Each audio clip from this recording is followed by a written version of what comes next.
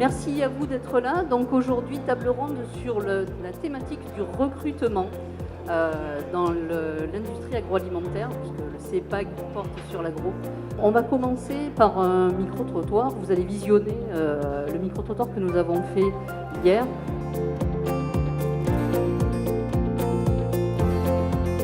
On a avant tout un site internet sur lequel on diffuse un maximum d'annonces. Malgré tout, chez nous, le métier de frigoriste, c'est un métier qui est en pénurie de main-d'œuvre. Donc, on essaye de travailler au niveau de la formation, c'est-à-dire d'être en lien avec certaines écoles. Le recrutement est très très difficile. On recrute en ce moment beaucoup par l'intérim.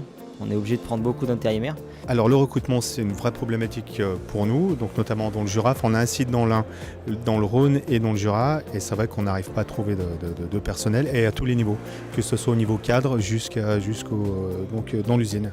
Donc c'est vraiment un gros souci pour nous. L'alternance, ça fait partie vraiment des leviers pour permettre de former nos collaborateurs de demain. Donc c'est une des solutions aujourd'hui. Malgré tout, ça nécessite un certain temps de formation, etc. Donc ça ne peut pas être la seule solution par rapport à ça. On essaye par tous les moyens de recruter. Ça peut être les écoles, comme vous dites, ça peut être les réseaux sociaux. On essaye de ratisser large.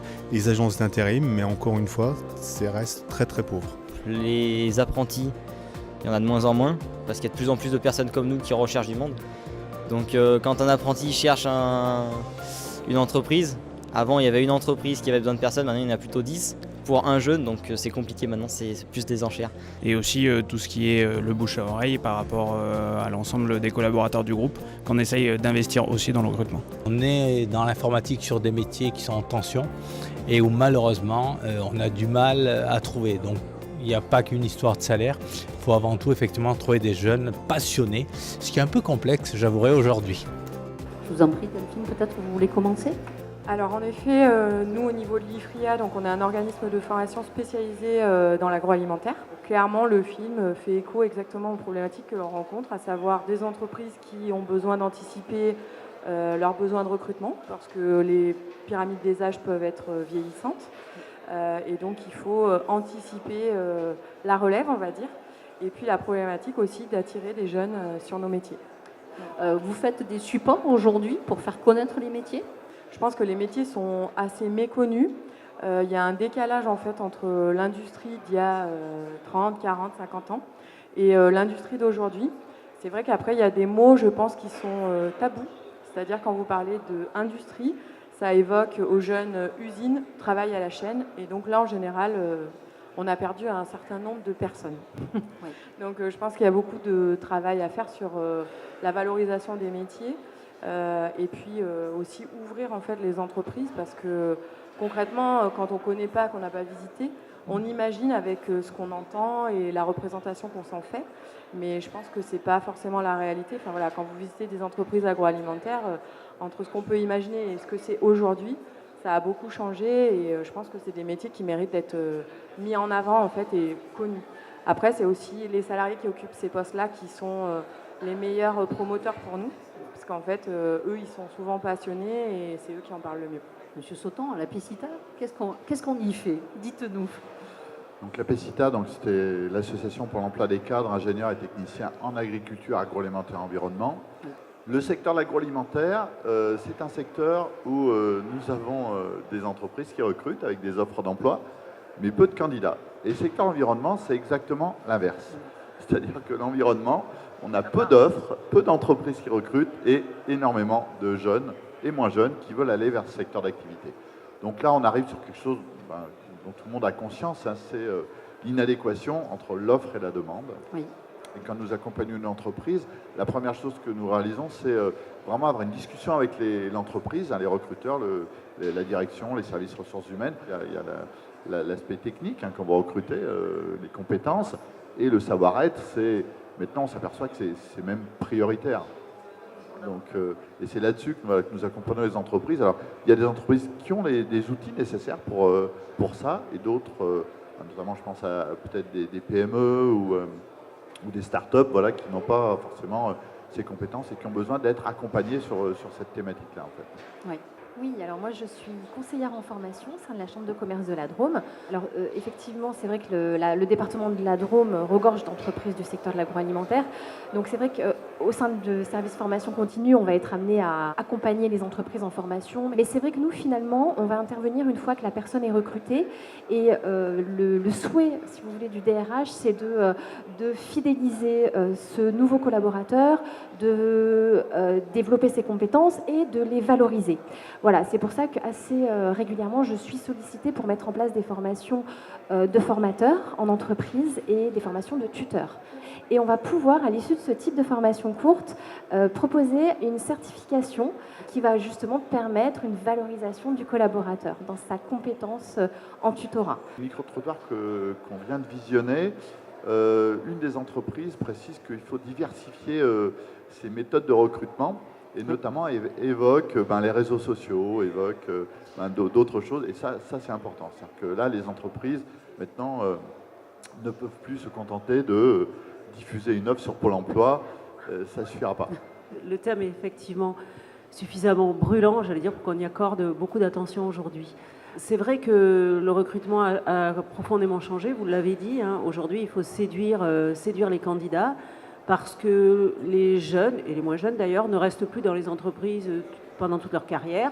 On fait un passage dans une entreprise, on apporte son savoir, son expertise, mais on ne va pas y rester toute sa vie. Donc les gens veulent choisir, et ils ont bien raison, des entreprises où on leur propose un emploi et un job qui correspond à leurs compétences, mais aussi une entreprise où ils se sentent bien, une entreprise qui partage des valeurs avec eux, qui a un autre regard aussi sur l'environnement, la société, et cette responsabilité sociétale de l'entreprise qui aujourd'hui est un facteur nouveau et très important.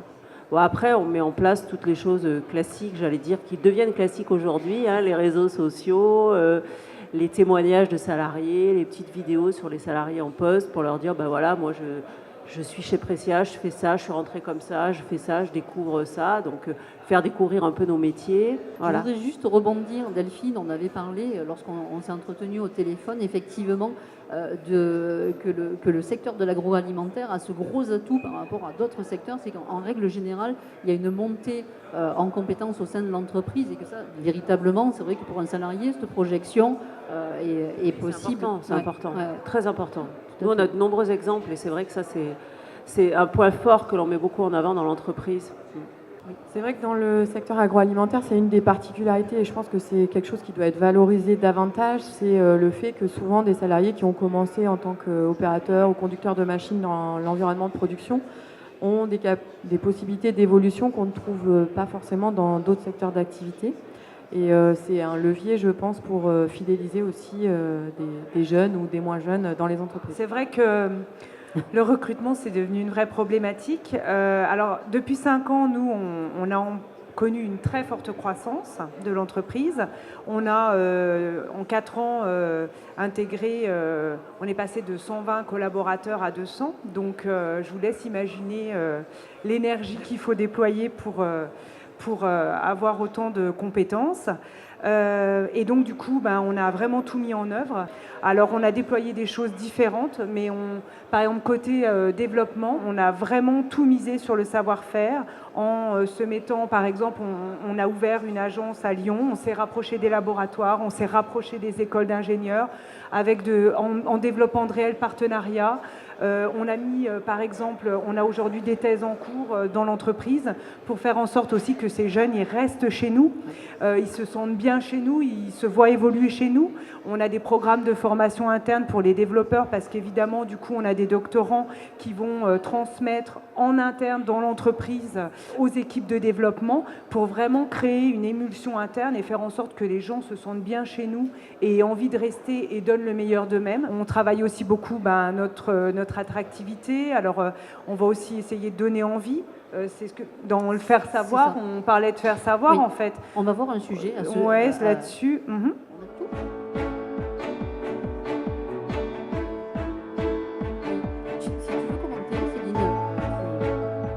Chez Infologique, du coup, alors là, par exemple, c'est Mathilde Signy. Donc, on est une entreprise qui a comme valeur le sport. Et du coup, on sponsorise Kevin Mayer, qui est champion du monde de décathlon. Là, par exemple, c'est une initiation avec nos salariés un week-end. Donc, on a eu la chance d'apprendre à sauter à la perche avec Kevin. ça, c'est quelque chose qui est fortement apprécié et du coup, nos salariés vont se retrouver aussi le week-end pour plein d'événements, différents événements. Alors ça, c'est par exemple le semi-marathon de Bourg-les-Valences auquel on participe chaque année. Et du coup, ça permet de donner de la cohésion aux équipes. Ça, c'est la course inter-entreprise qui a lieu au mois de juin sur le plateau de l'Otagne. On est aussi évidemment pas seulement basé à Bourg-les-Valences où on a notre siège social, mais là, ça, c'est notre site de Carquefou. Alors, comme vous voyez, on a refait tous nos locaux. On a investi dans nos locaux, les gens sont quand même très bien installés, on va dire, autant à Bourg-les-Valences, à Carquefou, à Toulouse, où on a vraiment équipé l'ensemble de nos sites. Je pense que ni les entreprises, ni nous, en termes de com, ne pouvions nous projeter sur le fait d'être dans cette dimension, de venir travailler, montrer, travailler l'image, marketer l'image, parce que c'est ce dont on parle quand même, et dans le bon sens du terme. Une réaction à ce qu'on vient de voir, ou des choses déjà connues par vous? C'est vrai que quand même pas mal d'entreprises ont cette démarche quand même, sachant qu'on évoquait les jeunes et les moins jeunes. Toutes les entreprises sont confrontées à quelque chose dont on entend parler depuis longtemps, c'est comment comprendre les générations qui arrivent dans l'entreprise. Elles ont des besoins différents, elles ont des réactions différentes elles attendent du management aussi, autre chose. Je ne suis pas du tout d'accord avec ce que disait dans le micro-trottoir, tout à la fin du micro-trottoir, il y a une personne qui dit on cherche des jeunes passionnés et ça, on n'en trouve pas ou ça ne court pas les rues. C'est pas vrai, des jeunes passionnés, il y en a plein, et au contraire, les jeunes sont une très belle ressource pour l'entreprise. Il faut juste apprendre à s'adapter à leurs désirs. Aujourd'hui, les jeunes, ils ont une façon de travailler qui est peut-être un peu différente, et ils ont, je crois, un rapport à l'humain qui est beaucoup plus fort, qui est beaucoup plus important. C'est-à-dire qu'ils vont vouloir trouver chez leur manager une vraie relation, je dirais pas d'amitié, je n'irai pas jusque-là, mais en tout cas une relation de confiance, une relation humaine importante. Et ça, c'est très très important chez les jeunes. On va voir le deuxième micro-trottoir qui porte justement sur l'exercice de séduction et toutes les interrogations qu'ont les entrepreneurs autour de ça. On est obligé de séduire le plus possible puisque c'est vraiment un marché très concurrentiel pour réussir à démarcher les futurs collaborateurs. C'est-à-dire qu'aujourd'hui, les frigoristes passent souvent d'une société à une autre en fonction, on va dire, des tendances et de la dynamique de la société. Il faut vraiment qu'on ait l'entreprise la plus attractive possible pour donner vraiment aux jeunes envie de travailler chez nous et puis envie de rester, parce que c'est bien d'avoir des jeunes en apprentissage et de les garder, de les former. Mais il faut vraiment après pouvoir les garder, parce qu'après on a aussi ce problème-là quelquefois. On garde le jeune pendant 2 ou 3 ans, on le forme, et puis après il a envie d'aller voir ailleurs parce qu'il y a d'autres entreprises qui sont peut-être plus grandes ou peut-être qui sont plus intéressantes pour eux. On essaie justement de valoriser un petit peu notre produit par rapport à la recyclabilité, car on communique là-dessus en disant voilà, on n'est pas sur du plastique, on est quand même sur des matériaux qui sont nobles et qui se recyclent. On essaie de jouer là-dessus pour séduire un petit peu les personnes susceptibles de venir chez nous. Workwell vient de déménager dans, je dirais, des nouveaux locaux, et ces locaux intègrent effectivement, on va dire, entre guillemets, l'esprit coworking, espace de travail. Ce qui marche vraiment chez nous, c'est en fait, comme on est une entreprise très polyvalente, on a les usineurs par exemple, vont faire un petit peu de maintenance, donc en fait ils ne sont pas toujours cloîtrés devant leur machine. Il y a beaucoup de jeunes maintenant qui veulent faire plein de choses. Et un des points clés, notamment dans nos métiers, ce sont des métiers très vastes, et donc c'est l'évolution de carrière potentielle au sein de la société. Et du coup, on essaye de travailler là-dessus sur vraiment le plan de carrière qui s'inscrit du coup dans un plan de fidélisation de nos collaborateurs. On entend beaucoup de choses dans le micro-trottoir, la fin du monotache, le fait de pouvoir alterner sur des postes. Je pense que vous, par rapport peut-être, c'est des sujets que vous abordez avec les entreprises. Je pense que voilà, le tutorat, c'est vrai que c'est très important. Dans le deal gagnant-gagnant, je pense que le jeune aujourd'hui a beaucoup plus d'attentes humainement. Donc en effet, il a besoin d'être beaucoup plus accompagné que peut-être ce qu'on pouvait faire auparavant. Voilà, après l'entreprise, je pense qu'elle récoltera aussi des bénéfices, parce que si le jeune se sent bien, il y restera, et donc voilà, parce qu'il va choisir un ensemble. Aujourd'hui, on est sur un package en fait, et il n'y a pas que le métier ou il n'y a pas que l'entreprise, c'est un ensemble de choses qui doivent être optimisées pour que les jeunes aient envie de rester. Je ne peux pas m'empêcher de penser à des nouveaux métiers qui sont apparus, qui sont assez médiatisés, qui sont les métiers de responsable du bonheur dans les entreprises. Et c'est vraiment ça, c'est-à-dire que c'est ce qu'attendent les gens, c'est-à-dire qu'ils veulent venir travailler et être bien dans leur travail. Ce que veulent aussi les candidats et les salariés de manière générale, c'est savoir pour qui ils travaillent. C'est-à-dire humaniser un peu, enfin que ce soit plus humanisé. On a besoin de savoir, et je pense qu'on est tous pareils, pour qui on travaille, qui est le patron, c'est qui cette entreprise, c'est qui, alors pas forcément physiquement, mais voilà, ça ait du sens, quoi. Quelles sont les valeurs, Voilà. le mot sens, les mots sens, valeurs, Voilà. Effectivement, ce sont des Ça, c'est choses important, qui sont ouais. revenues. La reconnaissance, vous l'avez justement dit, c'est compliqué parce que chaque personne est différente dans l'entreprise et ça passe par le dialogue en entreprise. Et le problème des entreprises agroalimentaires, enfin, du secteur global, c'est que dans des entreprises, faut bosser, quoi. Enfin, le rythme il est souvent soutenu.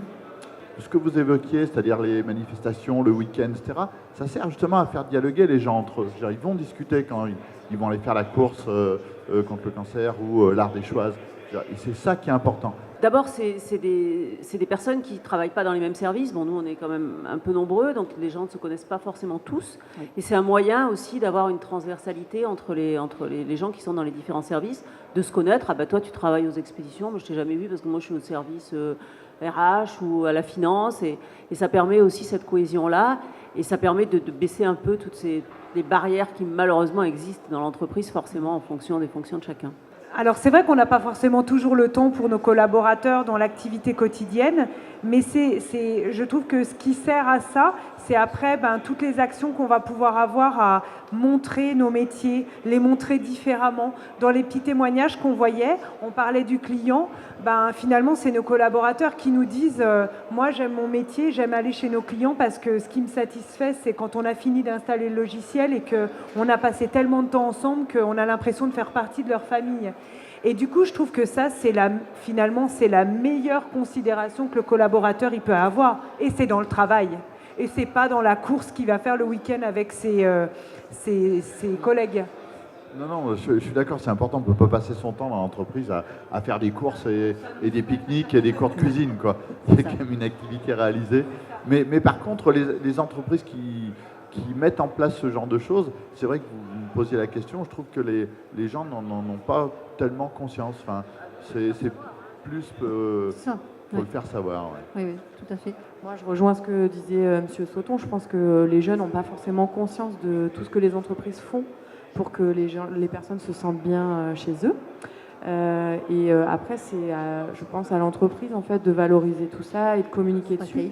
Parce qu'en fait, d'une entreprise à l'autre, les pratiques sont vraiment différentes. Donc après, nous, forcément, quand on connaît bien les entreprises, on peut aussi en parler. Mais c'est vrai qu'on ne les connaît pas forcément toutes très bien. Donc je pense que c'est elles qui sont les mieux placées pour valoriser en fait, tout ce qu'elles font et pour fidéliser leurs collaborateurs, quoi. Dernier point qu'on va évoquer dans notre table ronde, c'est l'attractivité du territoire. Nous sommes, le CEPAC se déroule à Valence, nous sommes en Drôme, certaines entreprises sont en Ardèche, CCI Drôme-Ardèche de toute façon. Hier, on avait la chance d'avoir le président de la CCI et également monsieur le préfet qui sont venus sur le salon. Donc on en a profité pour les happer et leur demander ce qu'était pour eux le territoire, et on vous fera rebondir aussi sur cette notion de territoire par rapport au recrutement.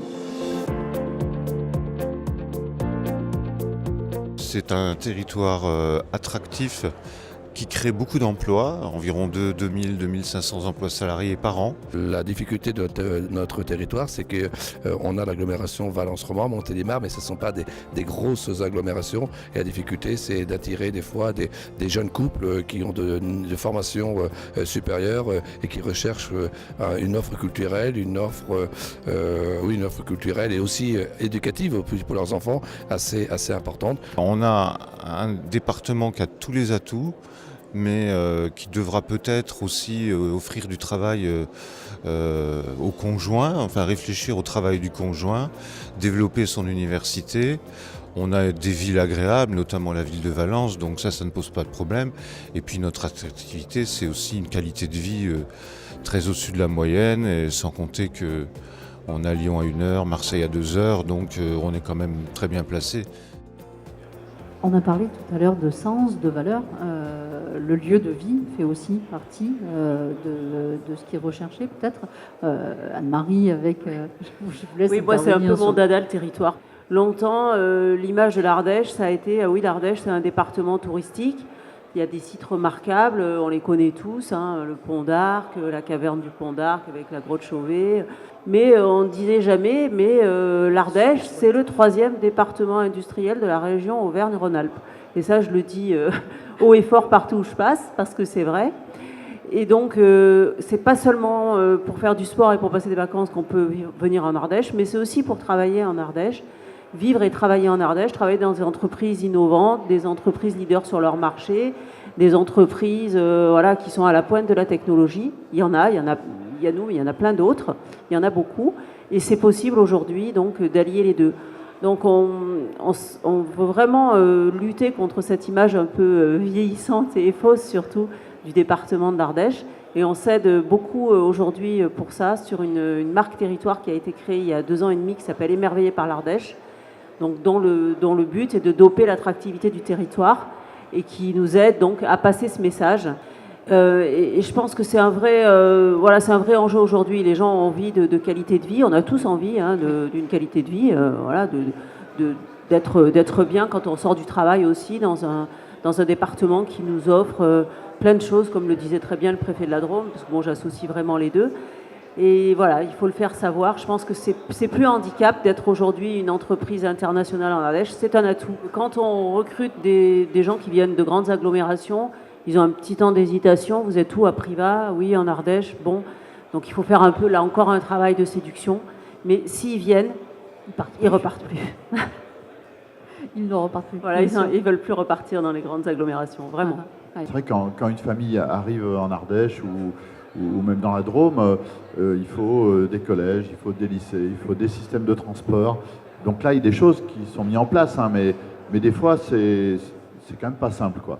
Oui, alors les entreprises, on va boucler sur ce thématique du territoire. Les entreprises s'adaptent ou vont s'adapter pour certaines à ces nouvelles attentes de changement profond de nos envies, la recherche de valeur au sein de l'entreprise, donner du sens. On voit également que nos élus sont attentifs à la notion de territoire, hein, et c'est plutôt important. J'ai noté quelques mots forts, dont un que j'aime bien, qui est l'énergie, c'est-à-dire qu'en fait, autour de cette table ronde, il y a eu d'abord beaucoup d'énergie, chacun est investi dans sa mission, et on sent effectivement beaucoup d'énergie pour faire en sorte que nos entreprises continuent à évoluer, grandissent et qu'on grandisse finalement tous ensemble. Voilà, merci beaucoup à vous.